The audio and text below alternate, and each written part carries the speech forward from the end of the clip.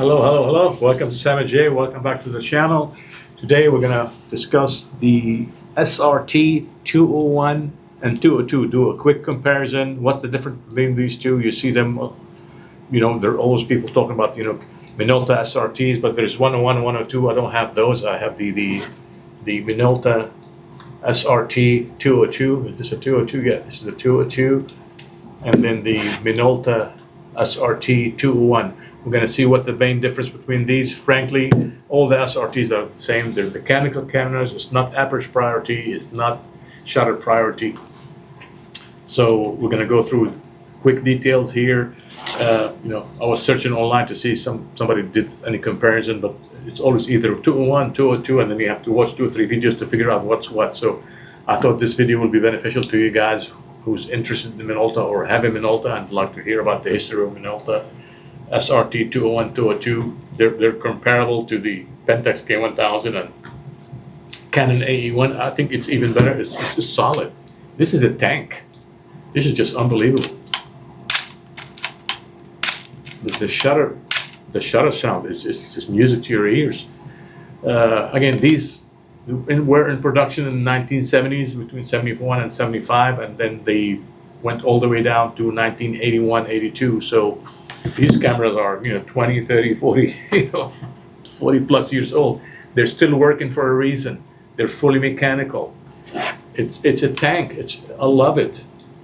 If you haven't used a Minolta before, this is a great camera for beginners. This is a great camera for people who want to get into 35mm photography.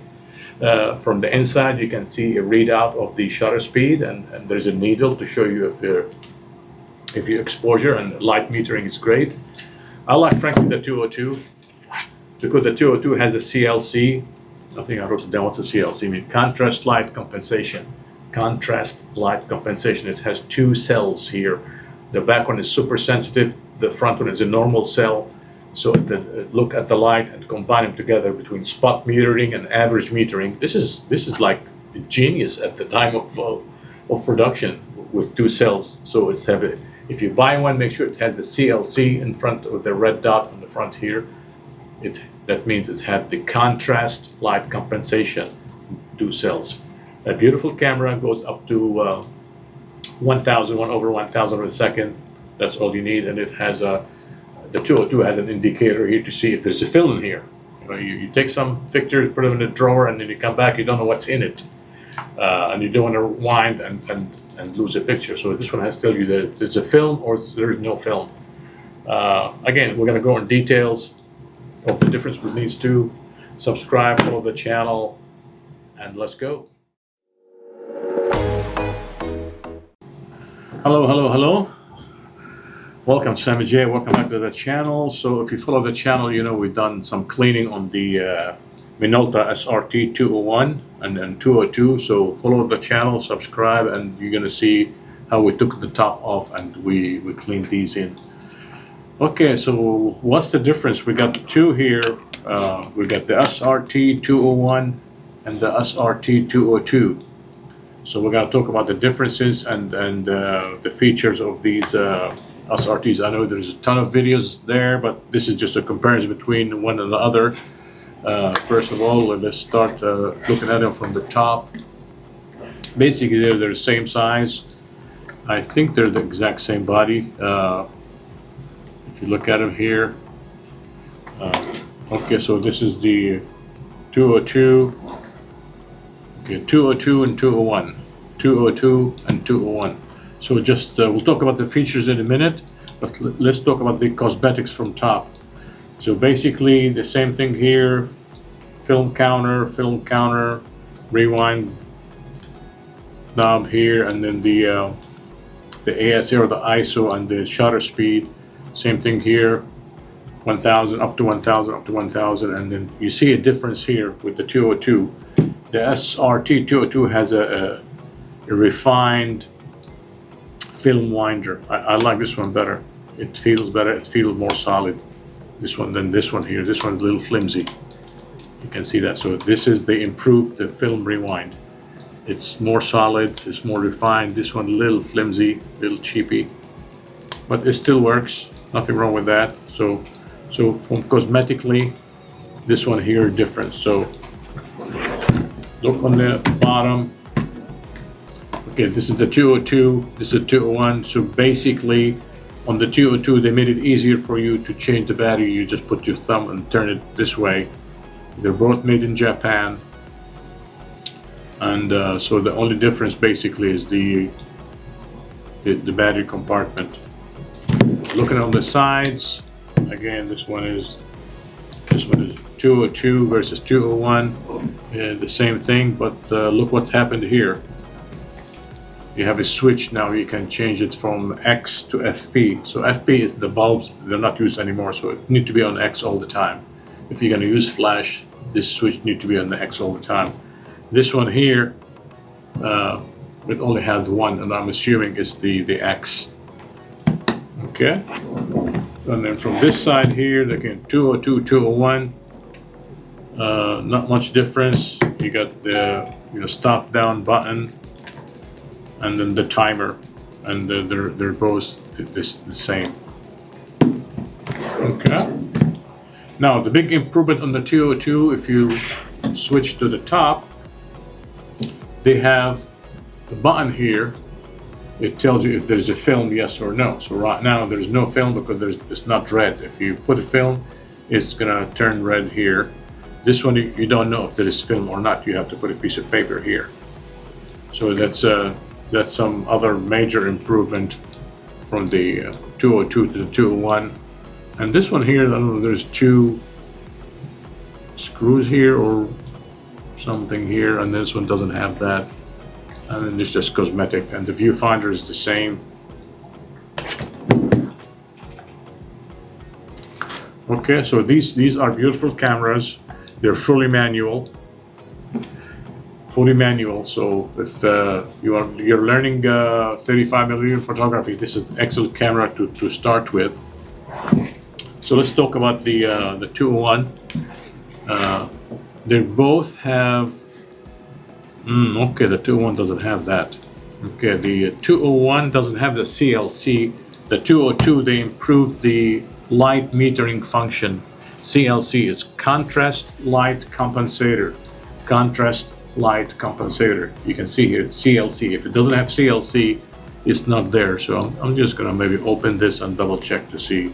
I don't think it has it. So what does the CLC mean? It have two light sensors, one here and one in the back. One here and one in the back.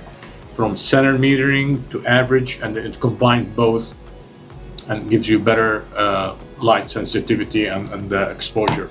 So the 202, again, the CLC, contrast light compensator, it's improved. So you get a better picture there. And this one has just a normal one cell. If I'm mistaken, put your comments if you have one of these and you think I'm wrong, let me know. Okay. It has a serial number down here on the 201. I think the serial numbers, I don't see it anywhere. Maybe in the back, I don't see. They don't have the serial number. It's on the flash. They got the serial number on the flash. Here, the flash doesn't have serial number. Serial numbers on the body itself. Again, they're both made in Japan. I mean, if you hold this, it's rock solid. That's why these, after 30, 40, 50 years, they're still working. It's just unbelievable. It's a great camera. It's definitely a great camera. Both cameras, when you look through the viewfinder, you're going to see a needle.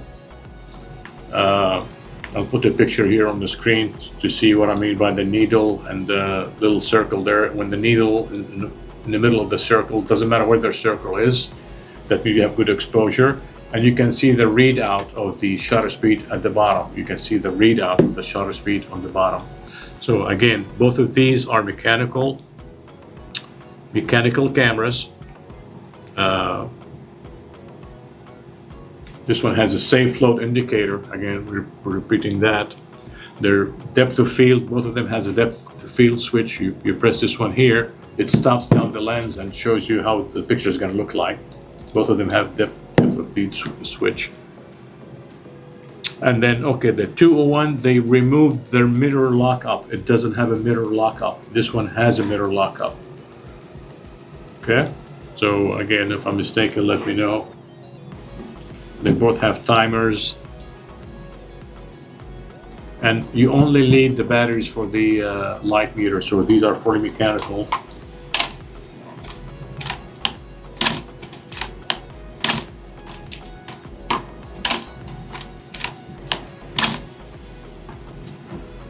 They're both great. I don't know if I need this one. It goes all the way down. This one, and you do that, it's a little different. And then when you do this, it actually turns the light meter off. This one here, you have to. Here it's on. Here it's off. So this is a switch basically. It's a little different here. Anyways, 01 was made in let's see, 1975.